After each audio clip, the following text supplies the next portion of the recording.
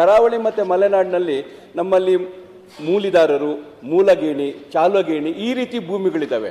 ಇವುಗಳನ್ನು ಇವರು ಸಂಪೂರ್ಣವಾಗಿ ಗಣನೆಗೆ ತೆಗೆದುಕೊಂಡಿಲ್ಲ. ಇವ್ರು ಏನು ಮಾಡಿದ್ದಾರೆ, ಬಯಲು ಸೀಮೆಗೆ ಸಂಬಂಧಪಟ್ಟಂಥ ಕಾನೂನುಗಳನ್ನು ರಚನೆ ಮಾಡಿ ಇದರಲ್ಲಿ ಮಲೆನಾಡು ಮತ್ತು ಕರಾವಳಿ ಭಾಗಕ್ಕೆ ಇದರಿಂದ ತೊಂದರೆ ಆಗ್ತಾ ಇದೆ. ಇದು ಒಂದನೇದು ಸರ್. ಎರಡನೇದು, ನಾನು ಇನ್ನೊಂದು ಕ್ವಶನ್ ಅವರಿಗೆ ಕೇಳಿದ್ದೆ. ಈ ನಕ್ಷೆಯ ಬಗ್ಗೆ ಕರಾವಳಿ ಮತ್ತು ಮಲೆನಾಡು ಭಾಗದಲ್ಲಿ ತುಂಡು ಭೂಮಿ ಜನವಸತಿ ನಿವೇಶನ ಅನುಮೋದನೆ ಸಾಧ್ಯವಾಗುವ ಬಗ್ಗೆ ನಿಮಗೆ ಇಲಾಖೆಗೆ ಬಂದಿದೆಯಾ ಅಂತ ಹೇಳ್ಬಿಟ್ಟು. ಅದರಲ್ಲಿ ಅವ್ರು ಏನು ಹೇಳಿದ್ದಾರೆ ಅಂತ, ನಾವು ಒಂದು ಆದೇಶವನ್ನು 7/8/24 ಈ ಆದೇಶದ ಮೇಲೆ ಮಾಡಿದ್ದೀನಿ ಅಂತ ಹೇಳಿದ್ದಾರೆ. ಆ ಆದೇಶ ಏನಿದೆ ಅಂತ ಹೇಳಿದರೆ ಜಿಲ್ಲೆಯಿಂದ ತಾಲೂಕಿಗೆ ತಂದಿದ್ದಾರೆ. ಆದರೆ ಅಲ್ಲಿಗೆ ಬೇಕಾದಂಥ ಸಿಬ್ಬಂದಿಗಳು ಅಲ್ಲಿಲ್ಲ. ಅವರು ಒಬ್ಬ ಇಡೀ ತಾಲೂಕಿಗೆ ಒಬ್ಬ ಆಫೀಸರ್ ಇರ್ತಾನೆ, ಇಡೀ ಜಿಲ್ಲೆಗೆ. ಅವನೇನು ಮಾಡ್ತಾನೆ, ಒಂದೊಂದು ದಿವಸ ಒಂದೊಂದು ತಾಲೂಕಿಗೆ ಹೋಗ್ತಾ ಇರೋದು ಅದನ್ನು ಮಾಡಿದ್ದಾರೆ. ಮತ್ತು ಇನ್ನೊಂದು, ಅವ್ರು ಏನಾದರೂ ಸೈಟ್ಗಳನ್ನು ನಾವು ಏನಾದ್ರು ಮಾಡೋಕ್ಕೆ ಹೋಗ ಮನೆ ಕಟ್ಟಬೇಕು ಅಂತ ಹೇಳಿ ಹೋದಾಗ ಇವ್ರು ಏನು ಕೇಳ್ತಾರೆ, ರಸ್ತೆಗಳ ಬಗ್ಗೆ ಕೇಳ್ತಾ ಇದ್ದಾರೆ. ಅಲ್ಲಿ ಅದು PWDಗೆ ಸಂಬಂಧಪಟ್ಟಿದೆಯಾ ಅಥವಾ ರಾಷ್ಟ್ರೀಯ ಹೆದ್ದಾರಿಗೆ ಸಂಬಂಧಪಟ್ಟಿದೆಯಾ ಅಂಥೇಳಿ ಯಾರು ಗ್ರಾಮ ಪಂಚಾಯತಿಯವರು ಕೊಡಬೇಕು ಅಂತ ಹೇಳಿ. ಈ ಗ್ರಾಮ ಪಂಚಾಯತಿಗಳಲ್ಲಿ ಆಸ್ತಿ ಮಾಡುವಂಥ ರಿಜಿಸ್ಟರ್ನ ಇವರು ಇನ್ನೂ ಅಪ್ಡೇಟ್ ಆಗಿಲ್ಲ.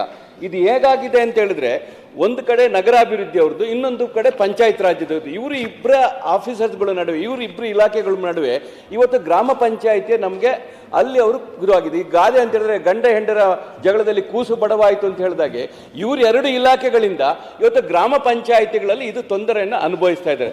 ಆದರೆ ಇದಕ್ಕೆ ಪರಿಹಾರ ಅಂಥೇಳಿ 19/3/2015 ಒಂದು ಸರ್ಕಾರ ದಕ್ಷಿಣ ಕನ್ನಡ, ಉತ್ತರ ಕನ್ನಡ, ಶಿವಮೊಗ್ಗ ಜಿಲ್ಲೆಗೆ ಭೂ ಪರಿವರ್ತನೆಗೆ ಒಂದು ಸಪರೇಟ್ ಆಗಿ ಒಂದು ಕಾನೂನನ್ನು ವಿನಾಯಿತಿಯನ್ನು ಕೊಟ್ಟಿತ್ತು. ಅದನ್ನು ಇವರು ರದ್ದು ಮಾಡಿದ್ದಾರೆ. ಇದ್ರ ಬಗ್ಗೆ ಏನಾದರೂ ಮಾನ್ಯ ಸಚಿವರು ಹೇಳಬೇಕಾಗಿ ತಮ್ಮಲ್ಲಿ ಮನವಿ ಮಾಡ್ಕೊಳ್ತಾ ಇದ್ದೀನಿ. ಸಚಿವರು. ಮಾನ್ಯ ಸಭಾಧ್ಯಕ್ಷರೇ, ಸನ್ಮಾನ್ಯ ಮಂಜುನಾಥ ಭಂಡಾರಿಯವರು ಎತ್ತಿರೋ ಪ್ರಶ್ನೆ ಸುಮಾರು 2 ವರ್ಷಗಳಿಂದ ಗಮನದಲ್ಲಿದೆ ಸಭಾಧ್ಯಕ್ಷರೇ.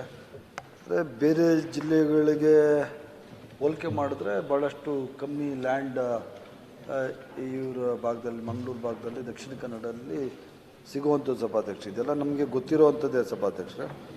ಅದಕ್ಕೋಸ್ಕರನೇ ಸಭಾಧ್ಯಕ್ಷ ದಿನಾಂಕ ಇದು ಭಾಳಷ್ಟು ಸಭೆಗಳನ್ನು ಮಾಡಿ ಆದಮೇಲೆ 7ನೇ ತಾರೀಕು 8ನೇ ತಿಂಗಳು 2024 ನಾವೊಂದು ಆರ್ಡರ್ ಮಾಡಿದ್ದೀವಿ ಸಭಾಧ್ಯಕ್ಷ. ಒಂದು ಆದೇಶ ಹೊರಡಿಸಿ ಈ ಸಹಾಯ ನಿರ್ದೇಶಕರ ಕಚೇರಿ ಹಾಗೂ ಈ ಹತ್ರ ಇಲ್ಲಿ ಪ್ರಾಧಿಕಾರಗಳು, ನಗರ ಗ್ರಾಮಾಂತರ ಯೋಜನೆ ಇಲಾಖೆ ಅಧಿಕಾರಿಗಳಿಗೆ ಅಧಿಕಾರ ಕೊಟ್ಟಿದ್ದೀವಿ ಸಭಾಧ್ಯಕ್ಷ.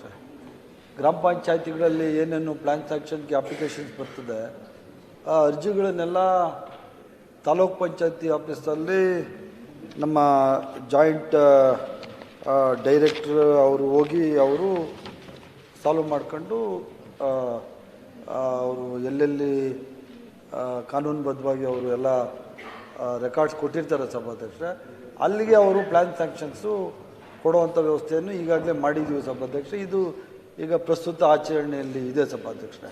ಮುಂಚೆ ಎಲ್ಲ ಲೇಟ್ ಆಗ್ತಾಯಿತ್ತು ಸಭಾಧ್ಯಕ್ಷ. ಅದೇ 1 ವರ್ಷದಿಂದ ಈ ಆದೇಶ ಮಾಡಾದ್ಮೇಲೆ ತಾಲೂಕ್ ಪಂಚಾಯತಿ ಆಫೀಸ್ಗಳಿಗೆ ನಮ್ಮ ಇಲಾಖೆಯಿಂದ ಹೋಗ್ತಾರೆ, ಅವರು ಅವ್ರಿಗೆ ಪ್ಲ್ಯಾನ್ ಸ್ಯಾಂಕ್ಷನ್ಸ್ ಕೊಡುವಂಥದ್ದು ಅವರು ಮಾಡ್ತಾಯಿದ್ದಾರೆ ಸಭಾಧ್ಯಕ್ಷರೇ. ಇವರು ಏನು ಹೇಳ್ತಾರೆ ಅಂದರೆ ಗ್ರಾಮ ಪಂಚಾಯತಿಗಳಿಗೆ ಆ ಅಧಿಕಾರ ಕೊಡು ಅಂತ ಹೇಳ್ತಾರೆ ಸಭಾಧ್ಯಕ್ಷರೇ. ಇದು ಭಾಳಷ್ಟು ಸರಿ ಚರ್ಚೆ ಆಗಿದೆ ಸಭಾಧ್ಯಕ್ಷರೇ. ಗ್ರಾಮ ಪಂಚಾಯತಿಯಲ್ಲಿ ಟೆಕ್ನಿಕಲ್ ಪರ್ಸನ್ ಯಾರೂ ಇರೋಲ್ಲ ಸಭಾಧ್ಯಕ್ಷರೇ. ಪ್ರತಿ ಗ್ರಾಮ ಪಂಚಾಯತಿಗೆ ನಾವು ಟೆಕ್ನಿಕಲ್ ಪರ್ಸನ್ನ ನಾವು ಹಾಕೋಕ್ಕೂ ಬರೋಲ್ಲ ಸಭಾಧ್ಯಕ್ಷರೇ. ಗ್ರಾಮ ಪಂಚಾಯತಿಕಾರಿಗೆ ಮೆಜರ್ಮೆಂಟ್ ಏನು ಗೊತ್ತು, ವಿಡ್ತು ಡೆಪ್ತು, ಅದು ಇಂಜಿನಿಯರಿಂಗ್ ಇಲಾಖೆಗೆ ಸಂಬಂಧಪಟ್ಟಿದ್ದು ಸಭಾಧ್ಯಕ್ಷ. ಅದರಿಂದ ಅದು ಗ್ರಾಮ ಪಂಚಾಯತಿಗಳ ಕೊಡೋ ಬದಲು ತಾಲೂಕ್ ಪಂಚಾಯತಿಯಲ್ಲಿ ಪ್ರತಿ ವಾರಕ್ಕೊಮ್ಮೆ ಇದು ಪಂಚಾಯತಿಗಳಿಗೆ ಹೋಗಿ ಅಲ್ಲಿ ಪ್ಲ್ಯಾನ್ ಸ್ಯಾಂಕ್ಷನ್ಸು ಕೊಡುವಂಥ ವ್ಯವಸ್ಥೆಯನ್ನು ನಾವು ಮಾಡಿದ್ದೀವಿ ಸಭಾಧ್ಯಕ್ಷ. ಮತ್ತು ಆದಮೇಲೆ ಮಾನ್ಯ ಸದಸ್ಯರು ಈ ರಸ್ತೆ ಬಗ್ಗೆ ಕೇಳಿದ್ದಾರೆ ಸಭಾಧ್ಯಕ್ಷ. ಬೇರೆ ಜಿಲ್ಲೆಗಳಲ್ಲಿ ರಸ್ತೆ ರಿಲಿಕ್ವೆಶ್ಮೆಂಟ್ ಡೀಡ್ ಮಾಡಬೇಕಾಗಿತ್ತು ಸಭಾಧ್ಯಕ್ಷ. ಅದು 9ರಿಂದ 12 ಮೀಟ್ರ್ ಇರ್ತದೆ ಸಭಾಧ್ಯಕ್ಷ. ಆದರೆ ಮಲೆನಾಡು ಪ್ರದೇಶಕ್ಕೆ ಬರೀ 3.5 ಮೀಟರ್ಗೆ ಸೀಮಿತ ಮಾಡಿದ್ವಿ ಸಭಾಧ್ಯಕ್ಷ. ಅಂದರೆ 1/3 ಭಾಗ ಸಭಾಧ್ಯಕ್ಷ. ಬೇರೆ ಜಾಗಗಳಲ್ಲಿ 30 ಅಡಿ ರಿಲಿಕ್ವೆಶ್ಮೆಂಟು ಬಿಡಬೇಕು ಅಂದರೆ ಈ ಕಮ್ಮಿ ಜಾಗ ಇರೋದ್ರಿಂದ ಬರೀ 10 ಅಡಿಗಳಿಗೆ ಮಾತ್ರ, ಹೆಚ್ಚು ಕಡಿಮೆ 10 ಅಡಿಗಳಿಗೆ ಮಾತ್ರ ಅದನ್ನು ಇಳಿಸಿದ್ವಿ ಸಭಾಧ್ಯಕ್ಷ. ಅದನ್ನು ನಾನು ಅವ್ರಿಗೆ ಹೇಳೋಕ್ಕೆ ಬಯಸ್ತೀನಿ ಸಭಾಧ್ಯಕ್ಷರೇ.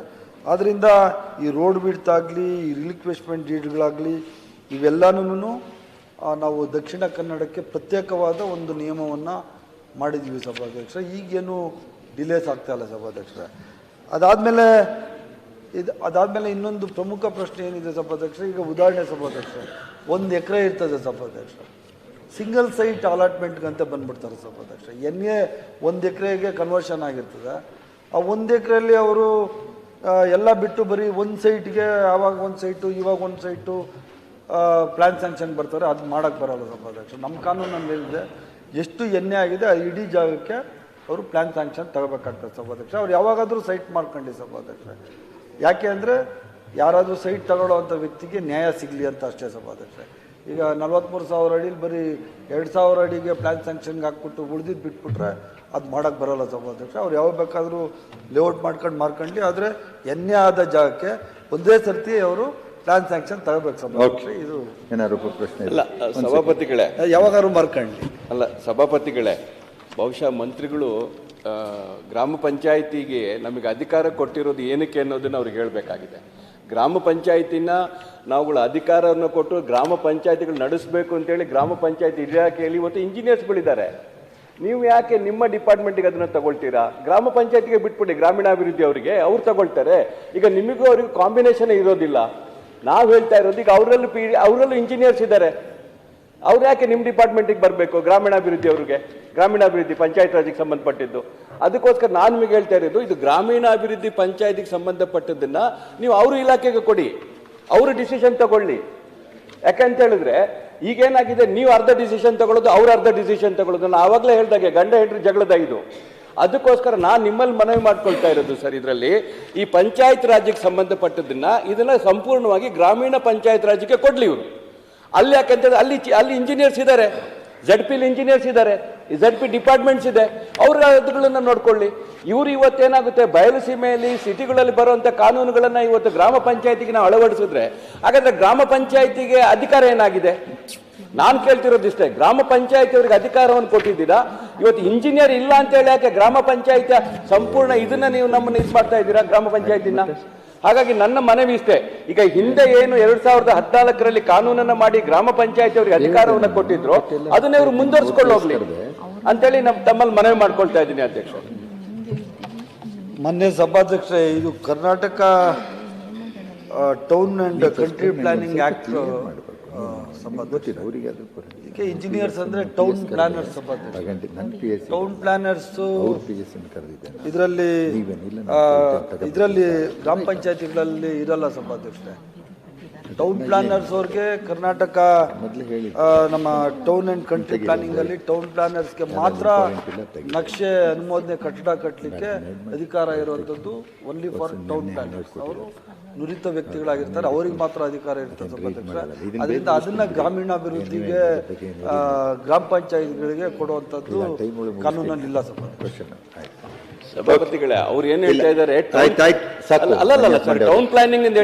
ಟೌನ್ ಪ್ಲಾನಿಂಗ್ RDPR ಇಲಾಖೆ ಅದ್ರೊಳಗಡೆ ಇರ್ಬೇಕಾದ್ರೆ ನಿಮ್ದೇನು ಅನ್ನೋ ನಿಮ್ ಪ್ರಶ್ನೆ ಇದೆ. ಹೌದು, ಅದ ಮಂತ್ರಿಗಳ ನೀವು ಅದನ್ನು ನೋಡ್ಬೇಕು. ಅದಕ್ಕೋಸ್ಕರನೇ ಇವತ್ತು ಸ್ಥಳೀಯ ಸಂಸ್ಥೆಗಳಿಂದ ಪ್ರತಿನಿಧಿಗಳು ಕೂಡ ಇದ್ದಾರೆ. ಯಾವ್ದನ್ನ ಅದ್ರ ಬಗ್ಗೆ ನೀವು ಗ್ರಾಮ ಪಂಚಾಯತಿ ವಿಚಾರ ಅದ್ರೊಳಗಡೆ ಹಸ್ತಕ್ಷೇಪ ಆಗೋದು ತಪ್ಪು ಅನ್ನೋದು ಅವ್ರ ಇದನ್ನ ಅದು ಅವರಿಗೆ ಬಿಡಿ ಅನ್ನೋಂಥದ್ದು. ನಮ್ದೇನಿಲ್ಲ ಸಭಾಧ್ಯಕ್ಷರೇ. ಗ್ರಾಮ ಪಂಚಾಯತಿಗಳಲ್ಲಿ ಟೌನ್ ಪ್ಲಾನರ್ಸ್ ತಗೊಂಡ್ರೆ ಅವ್ರಿಗೆ ಬಿಡ್ತೀವಿ ಸಭಾಧ್ಯಕ್ಷರೇ. ಆದರೆ ಟೌನ್ ಪ್ಲಾನರ್ ಇಲ್ಲದೆ ನಮ್ಮ Karnataka town and country planning ಸಭಾಧ್ಯಕ್ಷರೇ, ಟೌನು ಇರ್ತದೆ ಮತ್ತು ಹಳ್ಳಿ ಕಡೆದು ಅದು ಅರ್ಬನ್ ಡೆವಲಪ್ಮೆಂಟ್ಗೆ ಬರುವಂಥದ್ದು ವಿಚಾರ ಸಭಾಧ್ಯಕ್ಷರೇ. ಅದಕ್ಕೆ ಸಂಬಂಧಪಟ್ಟ ಇಂಜಿನಿಯರ್ ಟೌನ್ ಪ್ಲಾನಿಂಗ್ ಕೇಳ್ತಾ ಇಲ್ಲ, ನಾವು ಪಂಚಾಯತಿ ಪ್ಲಾನ್ ಕೇಳ್ತಾ ಇದೀವಿ. ಟೌನ್ ಪಂಚಾಯತಿ ಬೇಡ ಸರ್, ನೀವು ಟೌನ್ ಪಂಚಾಯತಿ ಬೇಡ ನಮಗೆ ಪಂಚಾಯತಿ ಪ್ಲಾನ್ ಕೊಡಿ ಅಂತ ನಿಮ್ಮ ಹತ್ರ ಕೇಳ್ತಾ ಇದ್ದೀವಿ. ಪಂಚಾಯತಿ ಪ್ಲಾನ್ ಕೊಡುವಂಥದ್ದು ಕರ್ನಾಟಕ ಅರ್ಬನ್ ಡೆವಲಪ್ಮೆಂಟ್ ಇರೋಂಥದ್ದು ಅಧಿಕಾರ ಸಭಾಧ್ಯಕ್ಷರೇ. ಅದನ್ನ ಗ್ರಾಮ ಕೊಡಿ ಕೊಡೋದಕ್ಕೊಂದು ಇದು ಮಾಡಿ ಅಂತ ಅಷ್ಟೇ. ಗ್ರಾಮ ಪಂಚಾಯತಿಗಳಲ್ಲಿ ಟೌನ್ ಪ್ಲಾನರ್ಸ್ ತಗೊಂಡ್ರೆ ಅವ್ರಿಗೆ ಬಿಟ್ಕೊಡ್ತೀವಿ ಸರ್. ಅವ್ರಿಗೆ ಅವ್ರನ್ನ ಟೆಕ್ನಿಕಲ್ ಅನ್ನು ಇಟ್ಕೊಂಡ್ಲಿ ಅಷ್ಟೇ. ಆಯ್ತು.